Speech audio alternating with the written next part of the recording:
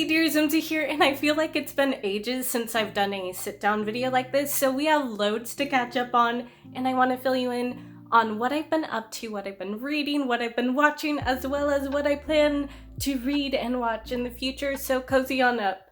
Okay, first I'm going to fill you in on what I've been up to behind the scenes, and I've been working on my own creative writing projects, and one of them is a Bloodborne-inspired retelling of Jane Eyre because I felt like it was a combination that needed to be done. Basically, write the stories you want to read. So I did it, and it's going to be produced by a horror podcast. They're working on it and gonna add cool sounds and music and voice it out, and I'm really excited to see the result and see how they bring my story to life, and I want to share that all with you guys, and hopefully it will come out around late April or early May, and I'll let you know when it's ready to be live. Yeah. Okay, first I want to talk about a dark fantasy novel that I read recently, and that is The Foxglove King by Hannah Whitten, and this story centers around a young woman named Lore who is basically a runner for a drug cartel that sells Foxglove in small doses so people get high from it. But she has a secret. She is able to channel the powers of a disgraced death goddess, which basically allows her to control entropy and decay and make like rocks deteriorate or people die, and which is neat, but her kingdom's government does not think so. It is sacrilegious, and she's caught by a bunch of monks, and they essentially give her an ultimatum. They say, okay, you have to work for the church or you die. Of course, she doesn't want to die. She takes up their offer and she works for them as a spy. And I have to say that I seriously love the magic system in here. Like, I'm a sucker for death magic, and basically the lore is that the goddess lives in catacombs asleep, and she just leaks like decay in her abilities. Her power has to be channeled into like the rocks and stuff, otherwise people around her are just gonna start dying, and I think that's just a really cool concept. I think what didn't work for me is the court intrigue. Lore is not a sneaky spy. She is so obvious. Maybe I've been spoiled by Game of Thrones, but I just wish that there is a little bit more subtlety and finesse and conniving with the court politics in this one. But overall, awesome magic system, yeah. Okay, next I want to talk about another dark fantasy, and that is the sequel to Helm of Midnight. And I forgot how much I loved this world. So time is a currency. People can sell and buy their emotions, and you can also buy death masks, which retain the magical abilities of its original owner. However, like, the person self-conscious can kind of leak through and take you over if you're not careful. And yeah, it's such a cool, unique world. And in this storyline, we still follow Krona, who is a regulator who's kind of like a police officer investigator person. And in this one, she is investigating a cult of child kidnappers. And this one is so compelling and good, and the character writing is spot on. Overall, such an underrated series. And if you haven't read the first, you can check out my review, which I will link somewhere along here, and you can read it yourself. Okay, for the last book that I read recently, I also want to talk about a short story collection called The Trees Grew Because I Bled There by LaRocca.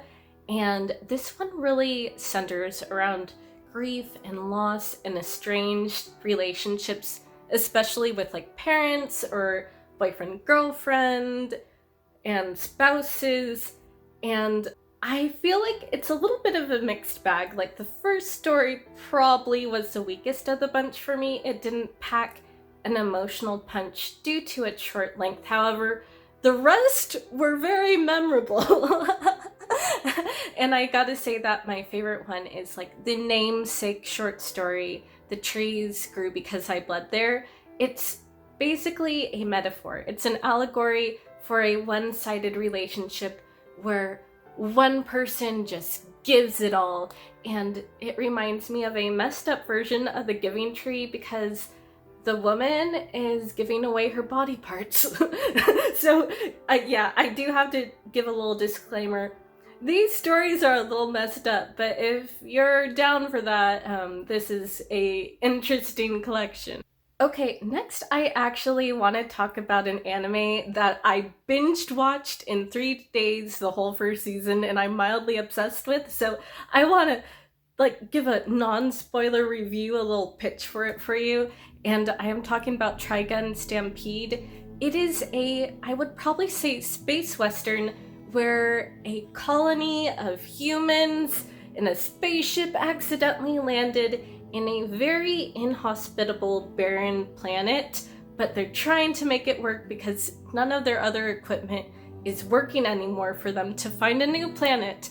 And the story centers around a pair of journalists who stumble upon this man with a really high bounty, and he supposedly killed a bunch of people, but he seems like a cinnamon roll. He's a crybaby. So they're trying to investigate what's going on. They want the scoop here, and it's goofy, but it also tugs on your heartstrings. And I was a little bit skeptical about the CGI, but it's so well done, and it's done in such a cinematic way during the fight sequences where you have all these really cool angles.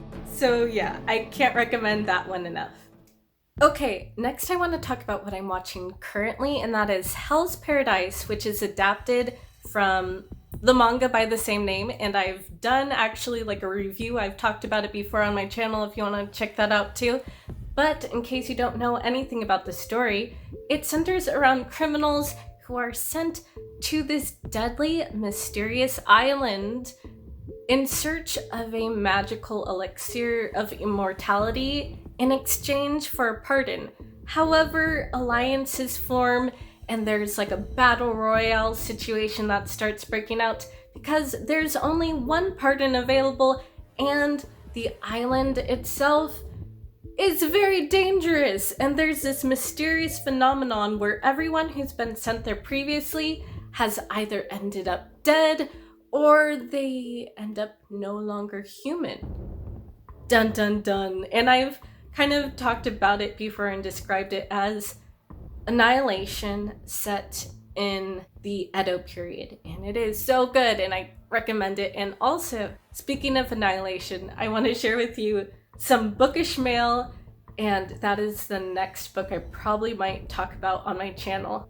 And speaking of Annihilation by Jeff Vandermeer, we have his debut novel in a reprint new edition with gorgeous trippy coloring, and I was honestly surprised because I originally reached out to the publisher to ask for ARC. I heard nothing.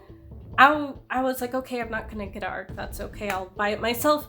But they very kindly sent me the finished hardcover, which I appreciate so much, and I look forward to reading this and telling you all about it. And yeah, I'm excited for this one because Jeff Vandermeer is probably one of my favorite sci-fi authors, so it's going to be cool to read one of his original prototype worlds.